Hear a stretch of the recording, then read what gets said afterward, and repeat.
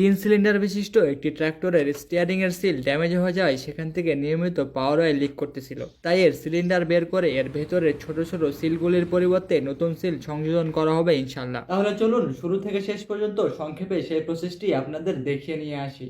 গাড়ির স্টিয়ারিং হুইলের সাথে সংযুক্ত মোটরটির সাহায্যে পাওয়ার অয়েল এই লাইনগুলির মাধ্যমে স্টিয়ারিংয়ের সিলিন্ডার পর্যন্ত পৌঁছায়। তারপর পাওয়ার অয়েলের প্রেসারে সিলিন্ডার সামনে পেছনে যাওয়া আসা করতে পারে। সিলিন্ডার সামনের দিকে গেলে চাকাও সেই দিকে ঘুরতে থাকে, যার ফলে গাড়ি বিভিন্ন দিকে ডিরেকশন নিতে পারে। যদি সিলিন্ডারের ভেতরে সিলগুলি ড্যামেজ হয়ে পাওয়ার অয়েল বের হতে থাকে, তাহলে সিলিন্ডারের পক্ষে চাকা ঘোরানো সম্ভব হবে না। তাই সিলিন্ডারটি খোলার জন্য সব রকমের প্রয়োজনীয় ব্যবস্থা নেওয়া হচ্ছে।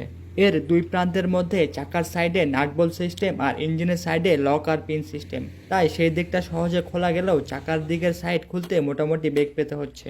অবশেষে মোটামুটি পরিশ্রমের পর সিলিন্ডারটি বের করার কাজ শেষ। কনস্ট্রাকশনে ব্যবহৃত হেভি ইকুইপমেন্টগুলো রিপেয়ারিংয়ে সবথেকে বড় ঝামেলা খোলার ক্ষেত্রেই হয়। এখন পরবর্তী ধাপ হলো সিলিন্ডার বা শ্যাফট বের করা, যাতে তার ভিতরে থাকা ক্ষুদ্র ক্ষুদ্র সিলগুলো বের করা যায়। আর এই প্রজেক্টের অনেক গাড়ি এর আগে চট্টগ্রাম লিংক রোড প্রজেক্টে কর্মরত ছিল। সেটি একদম সমুদ্রের পাশে হয় লবণ পানির প্রভাবে এখানকার অনেক গাড়ি জং ও ক্ষয়ে আক্রান্ত। তাছাড়া এক্সকাভেটর, ডোজার, ক্রেনের মতো হেভি ইকুইপমেন্টগুলো খোলা এমনিতেই কষ্টসাধ্য।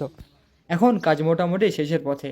এর উপরে ও ভেতরে যে কয়েকটি সিল রয়েছে সবগুলি এই নতুনগুলোর সাথে পরিবর্তন করতে হবে।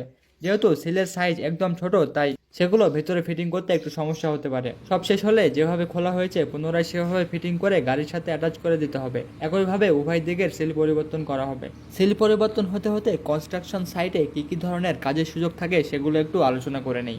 সর্বপ্রথমেই আসে সিভিল ইঞ্জিনিয়ারিং। যেহেতু নির্মাণ প্রকল্প, সিভিলরা তো থাকবেই। সেই সিভিল ইঞ্জিনিয়ারিংয়ের মাঝেও আবার আলাদা আলাদা ভাগ থাকে, যেমন highway engineer, site engineer, bridge engineer ইত্যাদি।